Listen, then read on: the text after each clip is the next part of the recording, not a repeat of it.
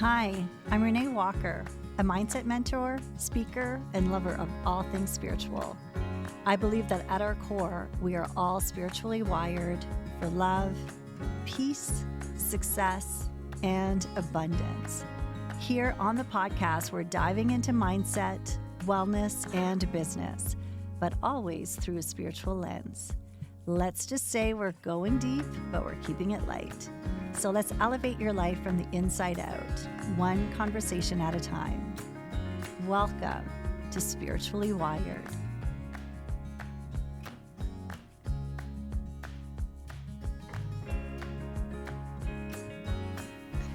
Welcome to Spiritually Wired.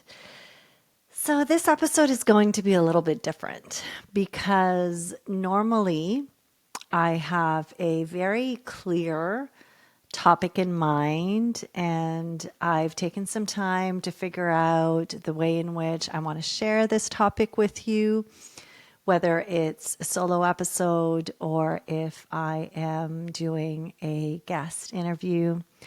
Now, of course, this podcast is still new and I'm figuring things out along with you. But for some reason, I felt inspired to push the record button without really planning what I was going to say. I do that sometimes in the Spiritually Wired membership, where I call those like free flow classes. So I thought maybe today I would give a free flow episode a try, meaning that as I sit here and record this, I check in with where I feel guided to go, what's showing up for me in my life, and maybe what I'm seeing show up for other people, for clients, for the people close to me. And so I'd say actually, as I'm sitting here now, the word that's coming up is change. We have had a big year of change, I'd say. And probably like three big things have been going on. One has been my family, my kids growing up. As we're recording this, my oldest is almost 24, my youngest is 21. So my role as a mom has really shifted and changed. I'd say the other big thing is we've moved homes this past year. And then I've made a lot of changes in my business.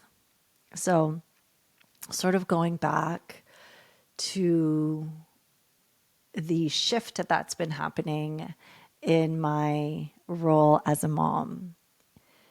I know that there's a lot of you that are going through this. Maybe you have already gone through this, or maybe it's a few years away, but at some point you will as well. But it's been really interesting to sort of live that and experience that.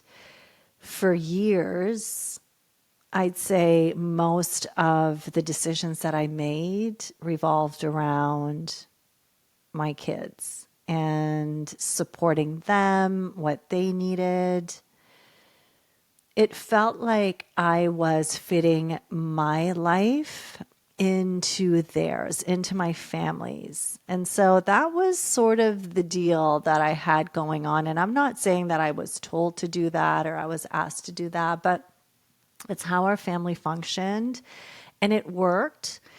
Yet there definitely was like a part of me that I could feel some level of frustration because it was like I wasn't able to necessarily always do what I wanted to do because it was more dependent on what my kids were going to do, my family, right? So that was like, it was such a big part of who I was and why I think, I'm so grateful that I started coaching all those years ago, because I was able to witness that fairly early on as a mom. Now, it still was a decision in the way in which like our family worked well that way, but it was now as they are older, it's been really, I'd say in some ways it's been fun to now turn things around and really allow myself to make the decisions that feel like they are right for me now, that I am making my choices, my plans based on what feels right for me. So, not to say that I'm not considering my kids or my husband, but it's just different. And there's been sort of a shift, which I'm sure they're experiencing. So we've all felt it. And here's the interesting thing. Like, I wouldn't change anything when I look back. I wouldn't change any of it because it's exactly how it needed to play out. And now it feels maybe like, okay, now it's my time. I'm super grateful that I've been able to bring myself to a space where I feel very connected now to my purpose and to my work. So the transition was easier. And it's sort of like when you only identify as in your role as a mom, it can be a very difficult transition after because you sort of feel a little bit lost after. It's a conversation that I've had with a few people, like even around athletes, where it's like you spend so many years where your entire identity revolves around being this athlete. And then when you transition out of that career, because inevitably, if you're a high level athlete, at some point you're retiring from it.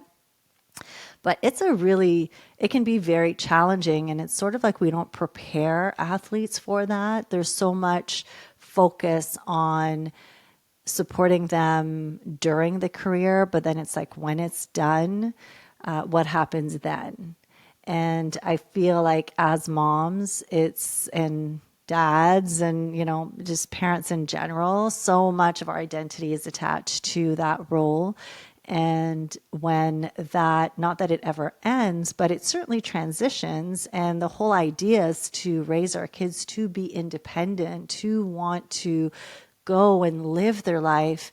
And so to me, it's like when we can find that space where we can support them and at the same time also live our life and enjoy our life and do what it is that makes us feel alive, then that is such a great way to also support them because now they can see us also flourishing and also be in a good space. So that's been a big change. And I'd say that, yeah, the whole identity piece around it had me definitely, there's been a lot of reflection around it. I shared in one of my wellness journals, which is every Sunday, I send out an email, which, is more sort of like a reflection or inspiration. I'll put the link below if you want to receive it.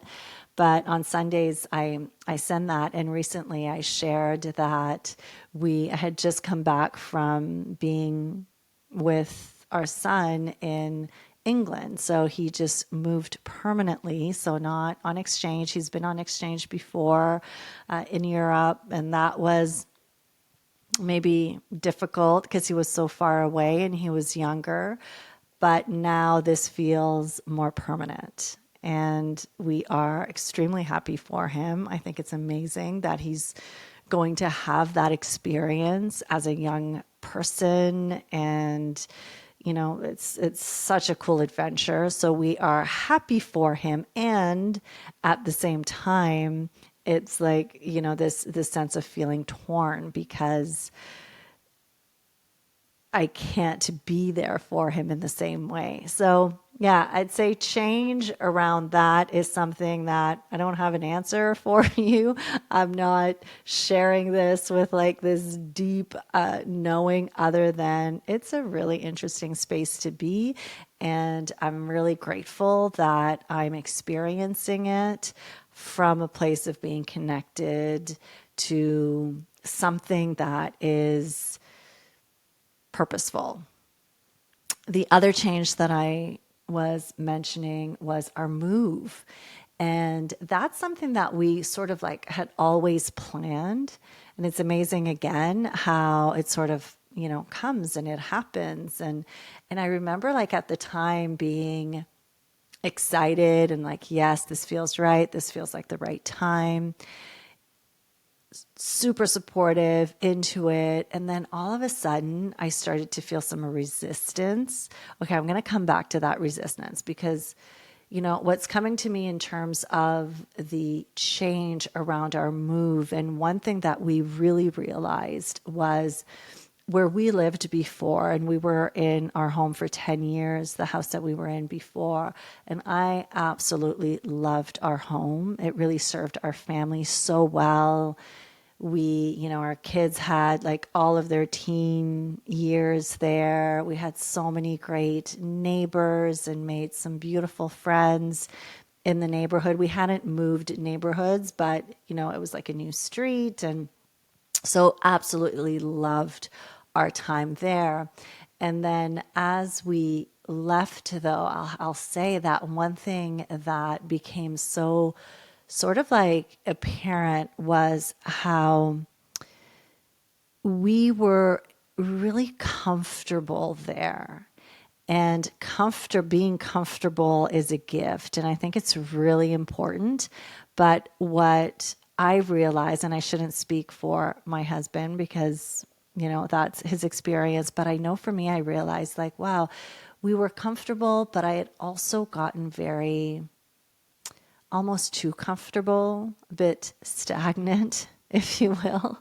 And so I was like set in the ways in which I did things. I had my little sort of circuit of where I would go to different places and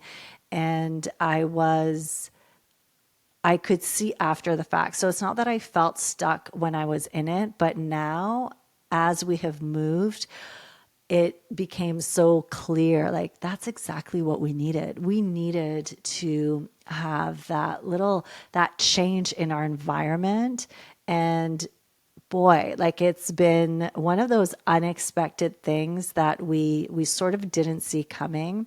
We also purposefully moved by the lake. So now when we wake up, we're just going for so many walks. I am way more active than we used to be outside. I mean, we're active inside, but I mean like being active outside and in nature. And that has been so amazing. And also like doing new things. Like I just feel like it's like once in a while, you got to shake things up. And that is what we realized as we moved here. It's like, oh my gosh, that's exactly what we needed to sort of like shake things up. So that was like a really interesting thing. But I started saying that when we made the decision to move, and it was like in the beginning, I was like all excited. And then I started feeling the resistance. And I could sense that I was more like, not sure how I feel about this because what I know now, right? The gift of like perspective, because it's always when we look back that we actually can see what was going on. When you're in it, you can't really see it. But when you're away from it, outside of it, is where you can look back and sort of see it from a different perspective. So one of the things that became clear to me after was that part of the resistance is that I knew that moving houses was also inviting a whole new change.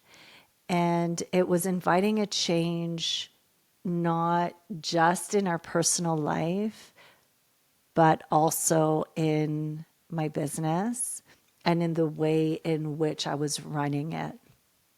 So I had started to feel, so just to kind of give you a little bit of a backstory to it.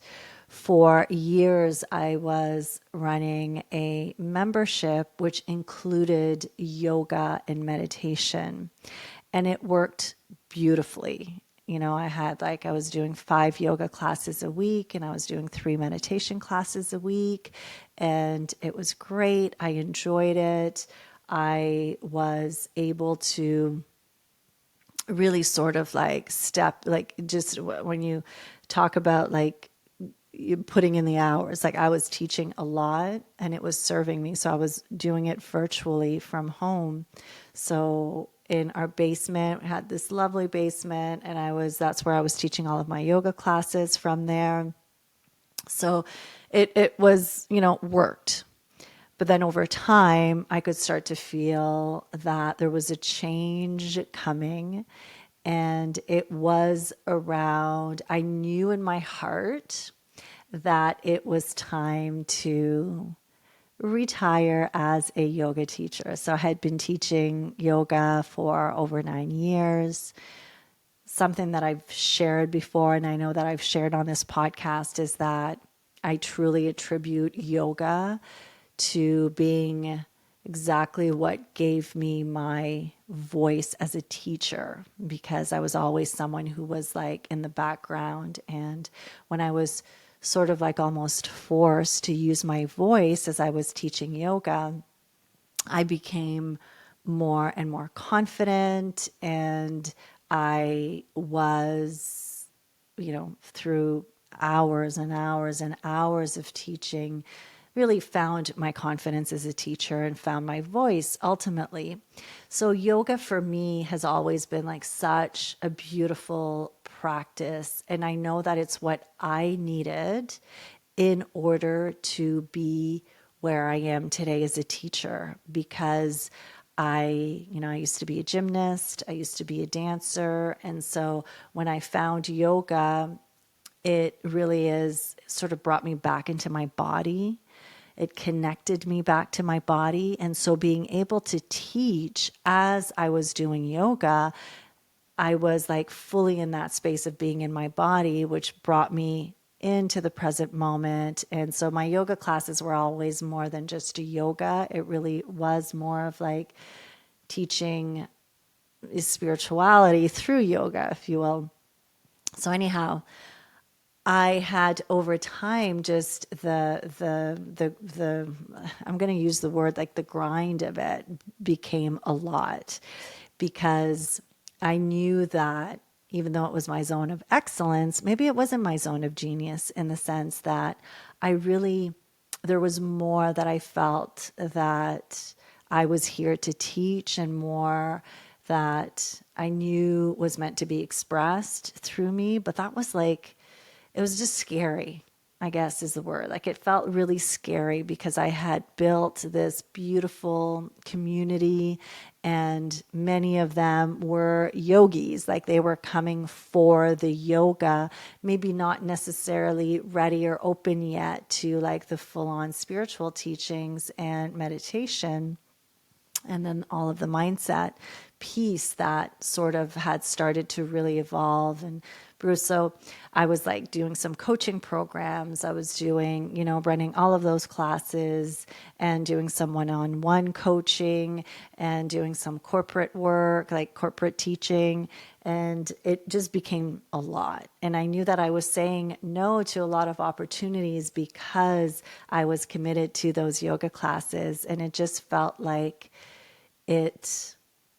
the yoga brought me to where I needed to be, but that I knew that deep down, yoga wasn't going to bring me to where I knew I was meant to go. So I was like in that position where I knew I needed to say goodbye to it, but it was so difficult. And so when the whole timing around the house was happening, it was like deep down, I knew that as we were going to sell the house, it also meant that I was going to leave that part of my business. And it took me, boy, did I resist it. Like now I look back and I'm like, why was it so hard? And it was. So I'm sharing this because there are times when we just know that it's time to move on from something. And it's not that we're moving on from something that does not serve, that isn't beautiful and good. And, it doesn't mean that we're always moving from negative things. Sometimes we're actually moving from good things, but we know that deep down, in moving away from them, we're creating more space for what we need, for where we are meant to go. And so I could see that yoga was just, it was keeping me busy and it was keeping me away from where I knew I needed to be. This podcast honestly would not have happened because, I was going to launch this podcast 4 years ago, but then I was so busy in the teaching that I actually put the brakes on. And so as I was able to let go of that part of myself, of my identity, of my business, it created space for more of what I knew my soul was guiding me towards. Okay, maybe that's really deep. I don't know. Anyhow, this podcast being one of those things, it opened up, and then it's amazing how it was like, got more corporate contracts as soon as that happened, signed more, mindset and spiritual coaching, the one-on-one coaching. So it really sort of opened up my life. And I'd say for me, it was also like that freedom piece, which is something that I'm working towards, time freedom, more time freedom. So yeah, lots of change. If you are in that space of going through change, the thing is that life is always dynamic. It's never meant to be static. So we can either resist change or we can make a decision to actually go with it and to allow for it to unfold. And I'm not saying that I didn't resist it, because I know that I resisted it probably a little bit longer than I should have. But that being said, everything sort of works out in the end.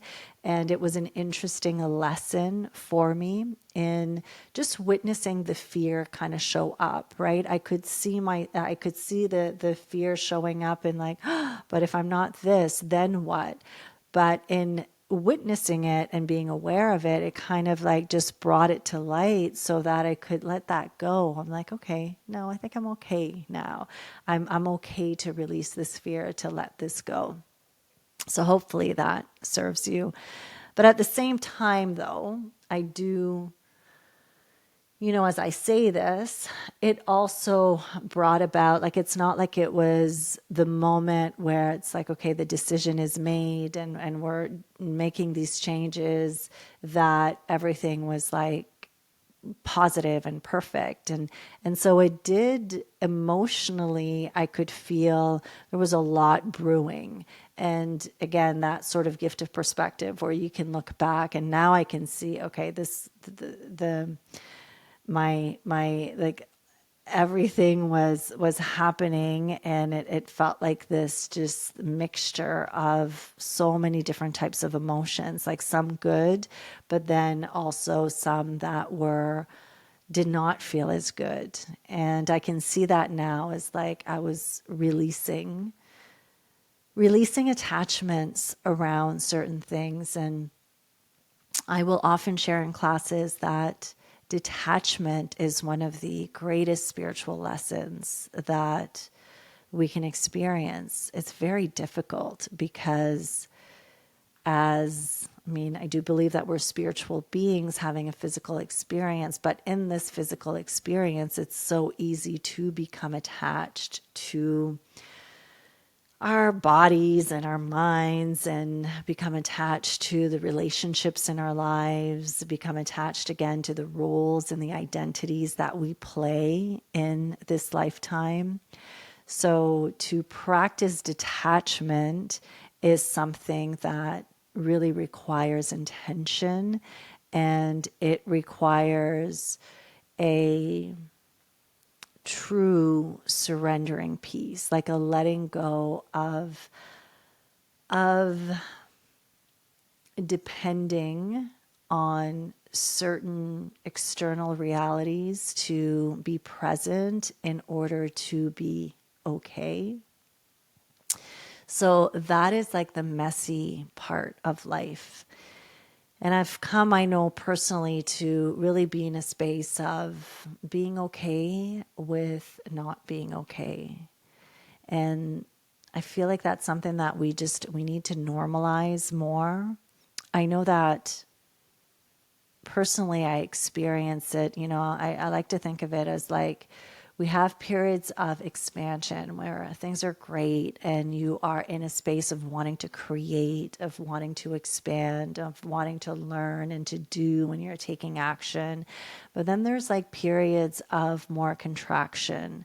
And those always ebb and flow, right? Between the periods of expansions and the periods of contraction. But I would always judge myself when I was in periods of contraction. And the more that I've been on this journey, the more that I've learned to embrace and to tune in to like, okay, what do I need right now? How can I love myself in this moment?